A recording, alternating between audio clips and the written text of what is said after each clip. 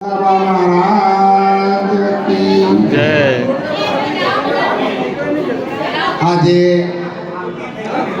આ પવિત્ર અને પુણ્યશાળી ભૂમિ ઉપર સદગુરુ શ્રી પુરુષોત્તમ બાપુના ધામમાં સંત માતા લીલાબા મહારાજ પોતાની જીવન યાત્રા પૂરી કરી અને સ્વધામે, આમ તો સ્વધામમાં તો હતા જ, પણ કહેવા પૂરતું કહેવું પડે. એ આવવા જવા વાળા તો નતા, પણ વર્ણન તો જેનું થતું હોય એનું થાય. નિર્વાણીનું વર્ણન થતું નથી, રૂપ ગુણનું વર્ણન થાય.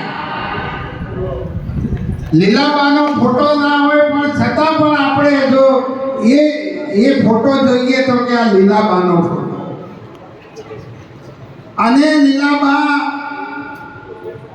નિર્ગુણ નિરાકાર હોવા છતાં એ દેહની અંદર જે પરમાત્માનું પ્રાગટ્ય થયું અને દેવી ગુણો ધારણ કર્યા, એ ગુણોનું વર્ણન આપણે બધા કરીએ છીએ.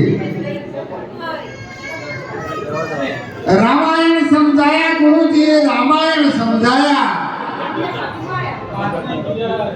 દશરથ રાજા દસ ઇન્દ્રી કહાવે, કૌશલ્યા શુભ કાયા, અશુભ કાયા જેની કઈ કઈ કહીએ. રામજીને વનમાં કઢાયા, ગુરુજીએ રામાયણ સમજાયા. એટલે જે કાયા વડે પરમાત્માનું પ્રાગટ્ય થાય એ કાયાને કૌશલ્યા કીધી છે. એવી કાયા લીલાબાએ ધારણ કરી.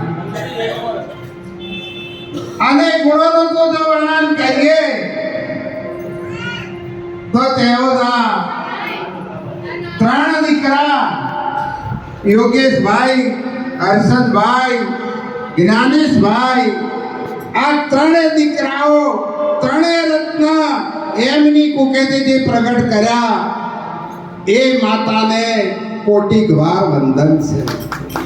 કેટલા ગુણિયાલ, કેટલા ભક્તિ ભાવ વાળા, ભલે કદાચ કોઈ કદાચ એ એવા કદાચ પ્રગટ કરે પણ ભક્તિ ભાવ વાળો ના હોય ને તો આપણા નિરાજ બાપુએ કીધું છે કે ધન ધન એના કુળને હું વંદો, જે કુળમાં હરિદાસા, કોટિક તીર્થવત એની ધનેતા, પવિત્ર પુત્ર પ્રકાશા છે. એટલે વિશેષ ના બોલતા આટલો બોલી મારી વાણીને વિરામ આપો છો. બોલો સદગુરુ બાબુરામ મહારાજ કી જય.